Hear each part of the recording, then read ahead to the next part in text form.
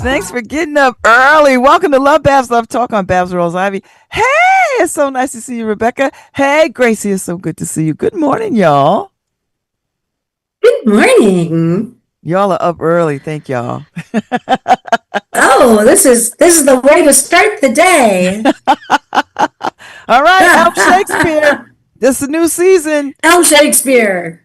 Much ado about nothing. Tell me about it, because I'm looking at I'm looking at all the materials, and I know the story. You know, it's soldiers returning from war. I think it's Hero. What is it? Hero and Claudio. Is that still the same names, right? Mm-hmm. And they are gonna get married or something. Let's see. I got my little notes here. Don John, the bitter villain, tricks Claudio into thinking Hero is unfaithful. Claudio rejects Hero publicly at the wedding, and a bumbling night ensues to uncover Don John's plot, and the truth comes out. And this is a comedy. Did I hit it right? Did I kind of You get it? did. You did. All right. So Um, what it tell? Come on, give us the scoop. What year is this set in? Because I see the pictures. yeah. Well, the pictures we wanted to give people the sense of community, this sense of joy, right? I think we all need some joy these days. And Oh my so God. the boys are coming home from war. The war is over. And we're in 1940s. We've got there's Oh. swing dancing, it's all it's all the joy and the of everybody having survived and coming back, and let's have a party. Mm. So we're in it is still, obviously, it is in a made up world that is in Italy, but the feeling of it, what people are going to feel, is that American, don't sit under the apple tree, fun, uh, the kiss in Times Square, all of those V-Day sense of joy. Mm-hmm. Mm-hmm. Okay, Gracie. What say you? Um, I'm very excited about this show. I think I saw you not that long ago, and I was just telling you how special I thought this cast was, and this whole play. Yes, it is a comedy. With all of that, it is a comedy because I mean, life is messy and chaotic, as we all know. I had this thought. Much Ado About Nothing is the first Shakespeare play that I ever did in Oh, college. I did it in college, okay. yeah.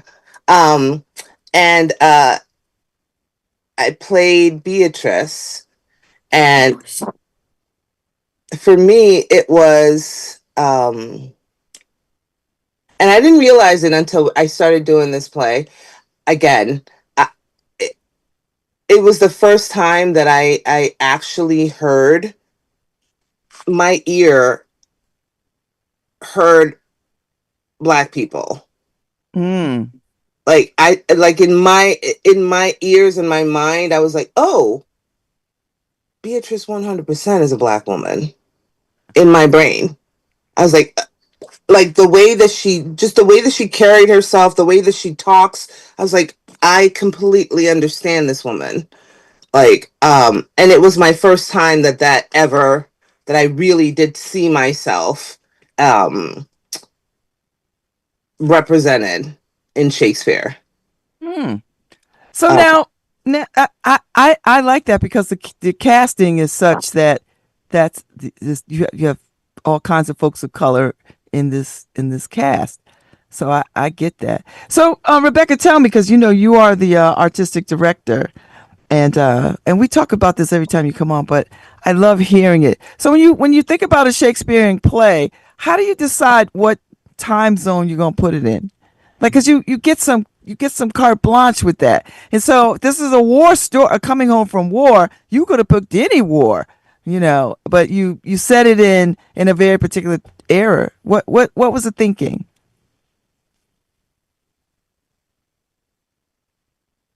Well, there's a couple things there. It's about the feeling of the play.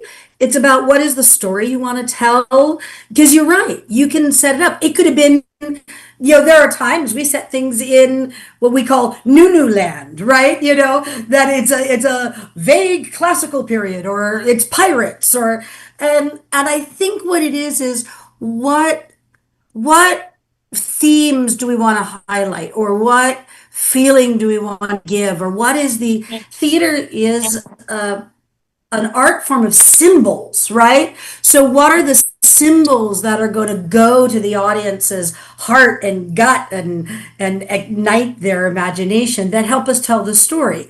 So in this case, there is a war. Now we've bent it, right? Because the beginning of this play, they say none. How many have died in this action? And they say none, right? Or none of any note. It's actually quite classist.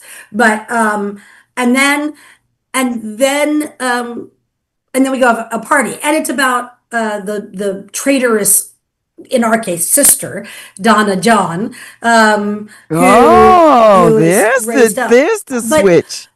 we knew that we made the villain a girl. And Grace Wisink, who is playing Donna Joan, she's fabulous. She is just an amazing actress. But what we wanted was this sense of relief, the sense of community, the sense of joy, just all the things I said. But we also like the fact, there's a fun thing about this play. They call it Much Ado About Nothing, but some people say that it's Much Ado About Noting. If you look at it, and everybody overhears. Gracie overhears things in the play. Everybody overhears things and gets it wrong. And so there's this idea from this time period that's loose lips sink ships. So that sense that everybody is whispering behind and around, and you kind of can't trust what you hear. That all fit with the story. So we just look at what are the stories that we want to tell. There was a time I directed it in 2006, and I really was interested in the difference between women and men, right? And I really highlighted, because there's very much the women in the story and the men in the story. And so I set it in a Regency period where the girls are all like little dolls and the Oh, men are all super strong. And so that was highlighting that. So yeah, it's a that is the art form. And Ben Kearns, who is our director this year, and he's just amazing. He's wonderful. People remember, I've seen him on stage with us a lot, but he's also a really great director. He came to me with that idea and said, "What if we do this?" I thought, "Oh, that's great," and that's his art form, is figuring out how we tell the story. I love it. So Gracie, what are you doing So in it's this fun. production? So I play Hero's father's brother comes into Oh, town. That's me. Coming into town to and I also play one of the constabulary. I play the sexton in the play too. So it's fun to go back and forth between two different characters, and costume changes and what have you. But one of the things that I enjoy the most about my character is honestly my costume. I think it's that way for a lot of actors. Like you're working and you've got the lines and you're building the relationship with your partners on stage and what have you. And then they give you some rehearsal shoes, and all of a sudden you're walking differently, and you're like, I kind of feel like them. And then as soon as they give you those clothes to put on, it's literally, it's such a transformation for me. Like I now have like embodied this character. And like, not for nothing, but my costume is very, very sharp. Very sharp. Antonio is a sharp dresser. And I mean, Rebecca was bringing up Ben, who's directing it. Ben is probably one of the most talented people I have ever met. Um, I have such reverence for him, and the level of talent that he has is absolutely insane. And he created a rehearsal space that was so what's the word I'm looking for? So welcoming, and so welcoming for everyone right from the very beginning, to the point that I can say this not just about me, because I've had conversations with other castmates, just feeling like I can come in here, I can work. It's a safe space. And there's just there's the thing that we always want to do, which is taking care of each other on stage. And the way that that happened, was just so organic. And my favorite part of rehearsals were, at the end of the rehearsal, we get together and we, reinforce something that happened, throughout the rehearsal period, that you want to highlight somebody, something, um, and just leaving with this sense of accomplishment, and actually seeing each other, Mm-hmm. um, and this community and this family that we've created, that we now are ready to share with you guys. It's This cast is special, and it is just beautiful to watch. I mean, you have people, including myself, literally going to rehearsal early just so I can watch my castmates do their thing. Uh, Rebecca, that's got to make you feel good. That's got to make you feel good as artistic director to have somebody like Gracie of her caliber, who has been in and around this theater company for a very long time, to sort of sing the praises and still wants to be a part of this production. I I feel like we've been working toward creating a culture of thrived in some ways this year. It's been something we've really wanted to do, and have been working towards, and adding, taking care of people is really important to us, and making sure that people, our job, if we look at it, we are a theater that is for the community. We are free. We welcome everyone. We want to tell stories that serve everyone. We want everyone to feel welcome in the audience. And the thing is that only happens if it happens on stage. That if people see themselves on stage, if the stories are told in a way that tell people's story on stage, and if the artists on lift it up and feel empowered and feel heard and feel like a community. So, and Ben and I talked about that. How do we do that? What it looks like, what it feels like. And he's brilliant, and he's done a really wonderful job of creating a world where people want to play, and that joy that we want people to feel in the audience is felt in the room. And that, I think, is the core of at least what I've been wanting to create with the company. So tonight is opening night. You run from August 20th through September 2nd. Oh, it's opening night. Are you all ready? Now, I know some rain is coming through. Do you Yes, have a contingency plan for rain? yes, we have contingency plans on point, which we put on whatever shoes people feel comfortable in, because women are in heels in this show, and just walk slowly. There's a point where we hold if it's really coming down for a moment. There is a point where, unfortunately, we would have to make a call, but we don't make that call until at least 7 o'clock, Mm-hmm. because the rain often passes through. So we Mm-hmm. have, with radar, we're up to the minute, up to the second, seeing where things are. And the nice thing is, because we go all the way through Labor Day, um, if unfortunately we aren't able to do it today, although I'm looking, it keeps changing today. Right now, right, I literally looked at it right before we came on, and now it's saying 20% chance. So, Okay. you know, in an hour, maybe it'll say something different. Who knows? People should look at the website and our social medias, and we'll let everyone know if God forbid we can't perform. But we perform often in light mist. It's our audiences are stalwart, but we want, of course, everybody to be safe. I So that is understand. our first and foremost concern. But so cross our fingers that tonight it all works out.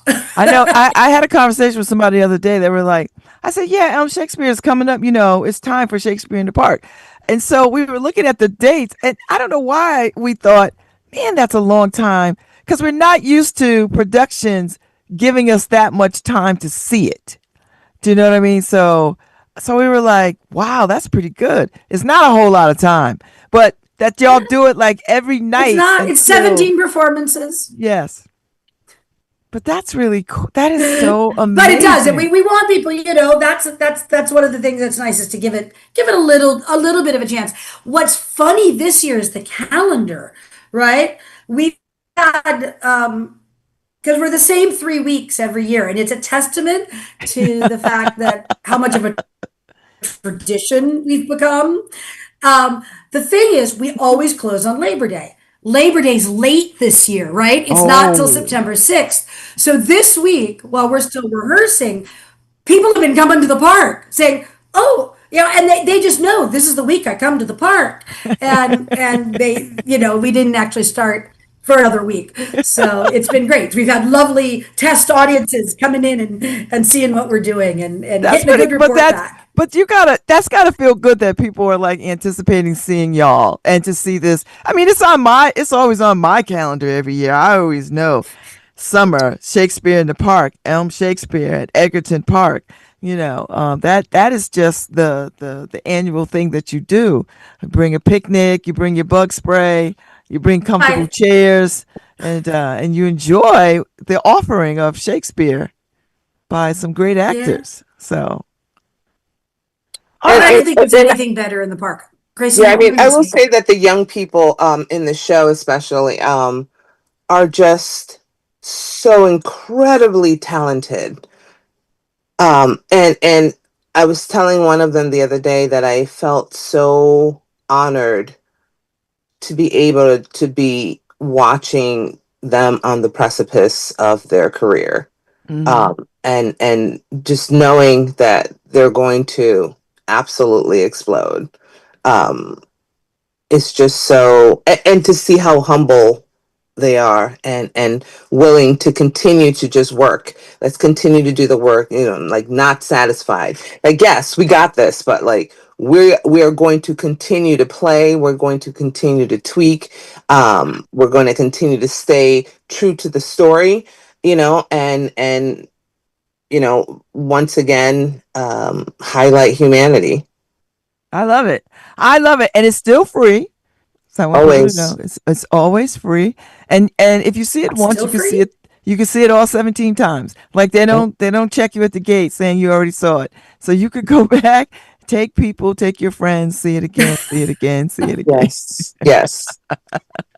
And it's one of the you Yeah. can't beat it. It's one of the best Shakespeare in the Park experiences anywhere that you'll find. So I can't wait to see it. I'm looking forward to it. Oh, I thank you. love That's all the very run kind. up to it. I've been watching all the run up to it and the cast and the pictures, and I thought, wow, this is very interesting. I can't wait to see what they do with this. So thank you, Rebecca Goodhart. Thank you, Gracie Brown, for coming Absolutely. and getting Absolutely. up early and always thinking about coming on. I appreciate y'all so much. Well, And thank come you back so again when much. y'all start the fundraising stuff, because I know Oh, y'all do a thank you. big And thank old you for what you do for the community. You do a big old gala too, right? You do a big old gala to raise money. So that should be coming up. Or has it happened already? No, it hasn't happened yet. Yeah, Okay. that's October 25th. And And it's so much fun because we've shifted. So our gala now, you can count on it. It's the best Halloween gift you can give yourself. Oh, I It is love a that. masquerade, fancy dress up Oh, party the weekend before Halloween. oh, I might have to come So this year. come get your mask, figure out what you're wearing. I Gracie last year. Oh my word, she had the best. It was this flowing, dramatic opera. It was just Oh spectacular. no, I So I can't saw wait to her. see what she I brings up saw next the year. pictures of her dress, and I was like texting her, like, okay, I'm gonna need that. Yeah, I'm gonna want that. That was something. absolutely. That was something. Yeah. Well, I thank do love y'all. to dress up, so Me too. We have that in common, Grace. yes, we We do. we we love to dress. Yes, we I love a do. good made up face and a good fancy frock. Hmm. I love it. Well, thank you And a both glass for of champagne. and a Yeah, glass of champagne or two. Thank you you very know that's much. right. Well, thank you all for getting up early and joining me this morning. I'm looking forward to it. Starts tonight, August 20th, runs through Labor Day, 17 shows, Edgerton Park, free. It's kid friendly, I think. Bring your blankets and your It chairs and is. your picnics and have a good night exploring and listening to the words of the bard. That's what I would Yes. say. Thank y'all. It's good to Thank see you. y'all. Thank you. Good to Thank you see so you. much. See you guys in the park. Yes, we'll see you in the park. See you in the park. Thank you. All right, Harry Dros. Thank you very much. Y'all have a good day. You too.